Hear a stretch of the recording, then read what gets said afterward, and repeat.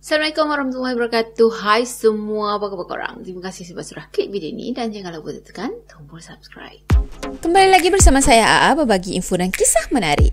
Oh, sebelum tu jangan lupa tekan tombol subscribe, tekan loncengnya juga.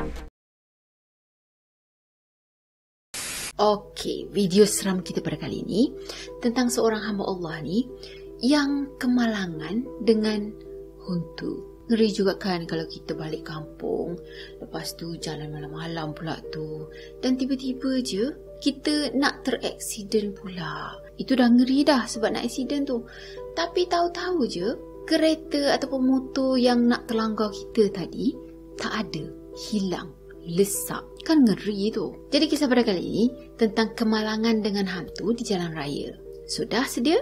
Jom kita mula. Kisah ni berlaku sekitar tahun 2008. Jadi pada masa tu, Iqbal tengah belajar dekat salah satu universiti, salah satu college universiti. Dan kebetulan, tahun 2008 tu adalah tahun akhir dia belajar. Masa tu dia tengah ambil degree. Nak dijadikan cerita, dia dengan member sekolej dia dekat Kelantan sana, terpaksa transfer kredit ke college yang ada di Kedah. Sebab katanya bagi meneruskan perjuangan dalam pengajian agama. Kolej baru tu pula ada dekat Alustar. Katanya terpaksa sebab pada tahun tu kerajaan Malaysia ni terpaksa hentikan student untuk pergi sambung belajar ke Al-Azhar Mesir. Lepas tu katanya kerajaan Malaysia dah tetapkan syarat-syarat yang lebih ketat lah masa tu. Sampaikan beribu-ribu orang pelajar tak dapat nak pergi ke Mesir sana.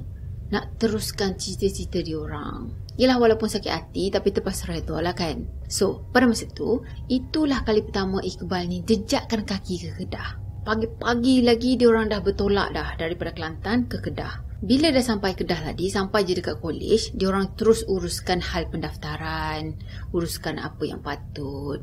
Dan katanya petang hari tu diorang dah settle semua dah. Okey, pada malam hari tu adalah kawan-kawan dia ni ajak dia untuk balik ke Kelantan. Sebab katanya pada masa tu ada seminggu lagi masa cuti, barulah dia orang akan mula start belajar. Iqbal pun apa lagi kan, dah seminggu lagi nak buat apa, duduk kat tempat orang, lebih baik duduk dekat tempat sendiri. So dia pun setujulah, jom balik Kelantan malam ni. Sebenarnya tak tahulah kenapa dia boleh semangat sangat nak balik pada malam tu. Padahal baru je petang tu dia sampai. Yelah badan ni pun rasa penat lagi kan. So pada masa tu dia bertolak dengan kereta kancil. Dan diorang ni berempat. Jam pun dah menunjukkan pukul 12 malam dah. Jadi katanya awal-awal bertolak tu dia tak mandu. Dia duduk kat belakang je. Lepas tu dia tidur dengan seorang lagi kawan dia. Dah tu dia biar je lah yang dua orang kat depan lagi duduk menyembang kan. Dia dengan kawan dia pula sedap tidur kat belakang. Sedar-sedar je kereta tu dah berhenti dah. Dan katanya pada masa tu kereta dia tadi berhenti dekat sebuah kedai makan. Katanya kalau tak silap, jalan tu adalah jalan Jenyang Sik. Ingatkan dia orang nak berhenti makan ke apa kan. Bila tanya-tanya, oh rupa-rupanya salah seorang member dia orang ni nak buang air. Jadi dia pun berhentilah kedai makan tu kejap nak pergi guna tandas kan. Tapi bila dah pergi tandas ni, ramai pula orang yang beratur yang nak gunakan tandas tu. Jadi dia pun yelah nak cepat, lepas tu nak terkencing sangat dah. Dia pergi buang air dekat semak-semak tepi kedai tadi. Kawasan tempat dia buang air tu boleh kata gelap jugalah. Jadi kedua-dua member dia yang ada kat depan, yang duk menyembang, duk mandu seorang tu kan, ya dua-dua dia orang pun pergi kencing dekat tempat sama. Dah, lepas dah settle semua, diorang teruskan perjalanan. Sebenarnya Iqbal ni dia tak tahu sangat jalan area situ. Jadi dia fikir kawan dia yang tengah bawa kereta tu lebih tahulah kot jalan-jalan situ banding dengan dia kan. So dia biar je lah kawan dia tu bawa kereta. Masa tu dia tidur kat belakang, sambung tidur. Dia sedar-sedar je, dia tengok sekeliling, tahu-tahu je dia ada dekat jalan yang sangat gelap. Dah tu tak ada langsung kereta lalu situ. Bayangkan jalan tu kiri kanan semuanya hutan. Tak ada satu pun rumah orang tau. Jadi dia pun tanyalah member dia ni kan, kita kat mana ni? Dah member dia jawab, entahlah, aku pun tak tahu. Sepatutnya kita masuk dekat satu simpang ni, lepas tu kita keluarlah dekat Baling Gerik macam tu. Tapi tak jumpa pula simpang tu. Jadi Iqbal tadi pun suruhlah kawan dia ni U-turn balik, pergi cari dekat belakang. Manalah tahu kokok simpang tu dah terlepas kan. Jadi masa member dia U-turnkan kereta tu, tiba-tiba je dia dengan kawan dia ni rasa macam seriau semacam je. Sampaikan naik semua bulu roma dia ni tau. Masa tu Iqbal tanyalah member dia yang ada kat sebelah ni, "Weh, kau rasa tak apa yang aku rasa?" Dan kawan dia cakap, "Aku pun ada rasa benda sama ni." Jadi diorang berdua yang kat belakang ni senyap-senyap je baca ayat Quran. So masa tu diorang teruskan perjalanan lah. Sebenarnya dia dah 50 km tersesat dekat jalan yang gelap tu. Akhirnya diorang jumpa juga satu simpang ni. Apa lagi, member dia yang drive tadi pun masuklah simpang tu kan. Cuma bila dah masuk simpang tu, tiba-tiba je jumpa satu jalan yang gelap juga. Rupa-rupanya barulah diorang sedar, alamak, salah masuk simpang lah pula. Si Iqbal yang kat belakang tadi pun rasa macam tak sedar hati lah kan. Lain macam je ni. Jadi dia pun minta tukar driver. "Weh, tak apalah weh, biar akulah pula yang drive," macam tu kan. Lepas tu dia pula yang drive. Dan Alhamdulillah, lepas Iqbal ni yang pandu, jumpa simpang yang sebenar. Dia pelik juga sebenarnya. Yelah, masa dia pandu je kereta tu, elok je jumpa simpang yang betul. Jadi dia pun teruskan perjalanan melalui simpang tu lah. Dan simpang tu sebenarnya memang simpang yang jalan yang kecil je. Katanya itu adalah shortcut untuk pergi ke Baling Grid. Jalannya pula dalam lebih kurang 50 ke 100 km macam itulah. Tapi dengan izin Allah, perjalanan dia untuk ke simpang besar sana ambil masa 5 minit je. Pelik kan? Tak logik gila kalau perjalanan daripada yang dia masuk simpang mula-mula tu nak keluar ke simpang Gerik sana, jauhnya tu lebih kurang 50 km, tapi dia orang ambil masa dalam 5 minit je. Ya kan tak logik? Kecuali lah kalau dia naik Ferrari ke apa kan, syum melaju macam itu. Tapi ini dia orang naik kancil. Bila dah sampai dekat jalan besar tadi, dia tengok ketiga-tiga kawan dia dah lena dah. Semuanya dah tidur kecuali dia lah yang sedang memandu sekarang ni. Kebetulan time tu hujan renyai-renyai tau. Lampu tinggi kereta kancil tu pula memang awal-awal lagi dah rosak dah. Yang adanya cuma lampu standard yang terpasang. Jadi dia kena bawa slow-slow lah masa tu. Tambah pula hujan kan. Katanya dia ingat lagi pada masa tu dia bawa dalam 60 km sejam je. Boleh bayangkan lah kan, kalau kita bawa 60 km sejam, ada kereta pula kat belakang, tentu dah kena horn. Tapi sebab dia pada masa tu jalannya pun lengang, tak ada kereta langsung. Dah tu dia sendiri pun tengah panjat bukit katanya. Jadi memang tak laju lah, slow je. Dan tiba-tiba dia ternampak ada kelibat putih dekat bahagian depan kereta dia tau. Jaraknya tu lebih kurang dalam 50 meter. Kelibat putih tu pula bukan satu je, tapi banyak sangat. Dah tu kelibat tu semua boleh dia tiba-tiba muncul macam tu je. Tak terkejut orang tu. Apa lagi, cepat-cepat si Iqbal ni tekan brek, lepas tu dia pulas steeringnya ke kanan. Yelah, tak naklah terlanggar benda-benda putih yang apa entah dia nampak tu kan. Dan bila dah pulas steering ke kanan tadi, gedegong, hancur, remuk kereta dia sebab dia terlanggar juga benda tu. Kawan-kawan dia tengah sedap tidur tadi terus tersedar tau, terkejut terus. Dah tu dia orang tanya lah, kenapa macam panik lah kan. Dan Iqbal cakap yang peliknya, dia bawa kereta tu slow je. Yelah dalam 60 km sejam lebih kurang, kan slow je. Tapi masih dia terlanggar dengan sesuatu tu, perlanggaran tu berlaku seolah-olah macam dia naik laju sangat. Ya kan, sampai remuk macam gitu dia punya kereta, sampaikan pintu kiri sebelah depan kereta dia tak boleh nak buka langsung. Lampu pula pecah, cuma mentol dia tu elok je lah terpasang. Paling pelik, lampu tinggi dia yang memang daripada awal lagi out, tak jadi langsung, tiba-tiba boleh jadi. Cuma nasib baik jugalah kereta dia tu tak mati, jadi dia boleh juga slow-slow teruskan perjalanan. Masa tu Iqbal ni macam panik lah kan. Dia dah takut lah, kot lah dia terlanggar sesuatu, langgar orang ke ataupun haiwan apa-apa kan. Jadi dia pun try lah pandang belakang, dia tengok lah apa yang dilanggar tadi kan. Tapi tak ada apa-apa pun kat situ. Yang peliknya, kereta dia remuk sampai macam tu sekali, tapi tak ada apa pun benda yang dia langgar pada masa tu. So dia dalam keadaan kebingungan macam gitu, diteruskan perjalanan. Kawan dia yang semuanya baru bangun tidur tadi macam tertanya lah juga kan. Yelah, kawan-kawan dia tak nampak apa yang dia nampak. Dan dia orang sendiri pun macam bela-bela apa yang dah berlaku. Jadi dia bawa kereta juga slow-slow, dan sampai dekat satu tempat ni dia berhenti. Lepas tu dia cek keadaan kereta. Katanya teruk jugalah kereta dia kena masa tu. Kalau nak repair tu habis juga beribu-ribu. Sebenarnya dia orang tak perasan tau tempat mana yang dia orang berhenti tu untuk cek kereta.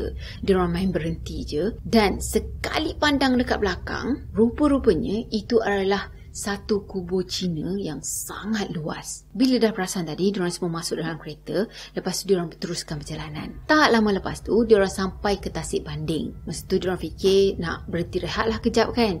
Yelah, diorang dah penat. Dah tu diorang masih lagi tengah proses apa yang dah berlaku tadi. So, diorang fikir diorang nak berhenti rehat kejap. Tapi baru je nak rehat, tiba-tiba je dia rasa macam tak sedap hati lah. Macam ada sesuatu je. So, dia pun tengoklah ke dalam side mirror kan. Pada masa tu, dia perasan macam ada sesuatu yang tengah perhatikan dia daripada belakang kereta. Ya, benda tu tengah tenungnya diorang ni yang ada dalam kereta. Cuma pada masa tu, dia seorang je yang perasan benda tu. Jadi, dia pun cakap dengan member dia yang lain. Tak apalah, tak payahlah rehat. Jomlah teruskan perjalanan. So, dia pun teruskan perjalanan. Dia kan dia yang drive kan. Masa dia teruskan perjalanan tadi, sebenarnya tak lama pun dia bergerak daripada tempat tu. Sebab diorang berempat ni rasa teramat penat. Diorang dah tak mampu lagi nak teruskan perjalanan. So, pada masa tu, dia perasan lah yang ada satu container trailer yang parking dekat tepi jalan. So, dia decide, tak apalah, kita parking kereta ni dekat tepi jalan sana, dekat dengan trailer tu. Ya kan, sekurang-kurangnya ada jugalah peneman kan. Mungkin orang dalam trailer tu pun parking dekat situ, lepas tu tidur kat situ. So dia, kalau dia parking dekat situ, adalah orang yang nak temankan dia. In case jadi apa-apa, bolehlah minta bantuan ke apa kan. Jadi dia pun parking kereta dekat tepi trailer tadi, dan dipadamkan lampu kereta. Cuma dia tak matikan enjin. Dia free je gear tu. Dan juga dia tarik handbrake. Dia tarik handbrake tau. Maksudnya kereta tu tak akan berjalan. Dah tu tak sampai seminit, diorang berempat tertidur. Dan tiba-tiba salah seorang kawan dia yang jadi driver pertama tadi kan. Ya, kawan dia yang tu panggil-panggil nama dia tau. Katanya, Iqbal, Bal. Bangun, kereta ni, kereta. Bunyinya tu macam kalut lah kan. So, Iqbal tadi pun tersedar. Dia buka mata dan dia terkejut sangat sebab dia tengok kereta pada masa tu dalam keadaan bergerak menaiki bukit. Yang peliknya, lampu kereta tu masih lagi tak terpasang, kan ditutup tadi kan. Dah tu gear masih lagi free, dan yang paling pelik, handbrake masih lagi dalam keadaan terangkat. Tapi kereta pada masa tu boleh berjalan, naik bukit lagi. Masa tu dia pelik, dia panik. Lepas tu dia tengok ke bawah, tengok kaki dia. Rupa-rupanya kaki dia bergerak sendiri tau. Dah tu dia pelik lah kan. Apa hal pula dengan kaki aku ni? Apa pasal bergerak sendiri? Dia cuba nak kawal kaki dia daripada tekan pedal minyak tau. Tapi tak boleh. Dan pada masa tu, kereta dengan tiba-tiba je beralih arah, pergi ke arah gaung. Dah tu dia fikir, kalau aku tak stopkan kereta ni, confirm kita berempat ni jatuh ke dalam gaung. So dia dah kalut masa tu. Dia cuba juga bersusah payah untuk stopkan kaki dia ni daripada tekan pedal minyak. Dah tu dia nyalakan lampu kereta tadi. Dan tak lama lepas tu, Alhamdulillah, keadaan dah boleh dikawal. Dan kereta pun dia dah boleh kawal balik dah. Dah tu dia bawa kereta tu balik ke Kelantan. Dan last sekali, Alhamdulillah, dia sampai juga dekat rumah masing-masing. Okey, sampai je rumah, dia tertidur. Ya kan, dia tak tidur. Dah berjalan jauh. Lepas tu sampai di sana, handle-handle semua. Malam tu terus berangkat. Lepas tu dia tidur awal-awal tu je. Dan lepas tu mengantuk, letih semua ada, tapi teruskan perjalanan juga. Boleh bayangkan lah kan macam mana keadaan letihnya dia pada masa tu. Jadi dia balik tu, dia terus tidur. Dan petang tu, Umi dia kejutkan dia. Katanya ayah dia sekarang ni tengah meracau-racau. Ayah dia dah dirasuki oleh sesuatu. Pula tu, Umi dia cakap yang suara ayah dia bertukar jadi suara perempuan. Perempuan tu pula menengking-nengking. Lepas tu dia bawa ayah dia pergi berubat. Dan dalam masa yang sama, diorang berempat ni ajak berkumpul balik. Sebab yelah, diorang rasa macam ada sesuatu. Diorang rasa bulu roma diorang ni selalu je menegak tau. Sejak daripada peristiwa tu, dia dapat rasa yang seolah-olah dia diikuti. Dia ada sesuatu dekat badan dia ni. Jadi dia ajak 4 orang tadi, kawan-kawan dia berkumpul. Cuma katanya salah seorang daripada kawan dia ni tak boleh nak kumpul samalah, sebab kawan dia ni duduk jauh sikit. So pada masa tu diorang bertiga lah berkumpul, pergi jumpa ustaz dan minta diubat berubat kan. Dah tu dia tanyalah ustaz tu kan. Ustaz tu cakap benda tu sekarang ni ada dengan diorang. Macam follow diorang macam tu lah. Dah tu ustaz tadi berinteraksi dengan benda tu. Dan benda tu pun ceritalah asal-usul dia. Ustaz cakap yang makhluk ni sebenarnya adalah seorang perempuan yang cantik. Tapi dia digilis trailer masa dia nak melintas jalan dekat simpang yang diorang sesat tadi tu. Ya, dekat situ lah. Jadi katanya perempuan ni berdendam dengan manusia. Dah tu sekarang ni rupa dia tak secantik dululah. Penampakan dia tu mengerikan. Dengan muka dia yang hancur sebelah. Lepas tu bajunya ni penuh dengan darah. Dan lepas berubat tu, ustaz tadi hantar balik makhluk tadi ke tempat asal dia. Lepas dah berubat, barulah dia orang rasa macam diorang okey balik. Kalau tak, sebelum-sebelum ni diorang rasa tak sedap badan, rasa badan ni berat je. Dan diorang semua pun yelah selalu berdiri belurama kan. Rasa macam sesuatu tu ada. Tak dari situ diorang dah tak nak dah lalu dekat jalan Jenyang Sik pada malam-malam hari. And itulah dia kisah seram kita pada malam ni. Seram ke tidak? Jadi mungkin korang sendiri pun ada pengalaman korang yang lalu dekat jalan ni, lepas tu nampak benda tu, nampak benda ni kan. Ataupun lalu dekat sini, lepas tu dah tahu dah cerita dekat situ keras. So kalau korang ada cerita korang, versi korang sendiri, bolehlah share dekat bawah sini. Sila tinggalkan komen. Dan insyaAllah komen-komen yang best, yang cerita-cerita yang best tu saya akan pinkan. Sebab saya suka berkongsi cerita-cerita yang saya rasa menarik untuk orang lain pun tahu juga. Kalau kita pin kan, cerita itulah yang akan keluar dulu kan. Jadi ramailah orang yang boleh baca gitu. So, saya rasa sampai di sini untuk video kali ini. Maaf kalau ada yang kurang daripada saya. Dan maaf juga kalau saya ada menyentuh sensitivity setengah individu. Jadi macam biasa, kalau korang suka video ni, jangan lupa untuk tekan tombol like, comment, share dan subscribe. Jumpa lagi di next video. Bye-bye. Assalamualaikum warahmatullahi wabarakatuh. Bye-bye.